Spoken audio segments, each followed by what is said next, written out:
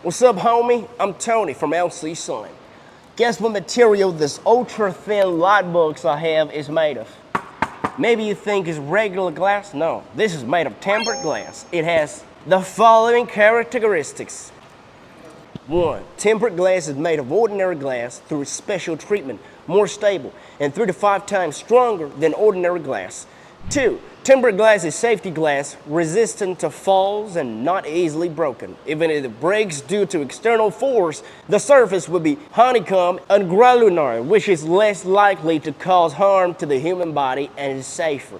3. Tempered glass has stronger weather resistance and thermal stability, so it will not be damaged even when used outdoors in a high temperature environment.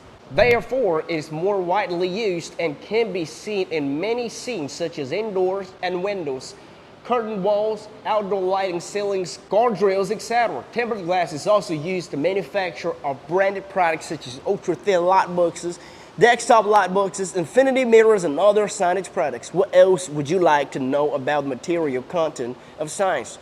Please leave a comment to let me know and follow LCSIGN.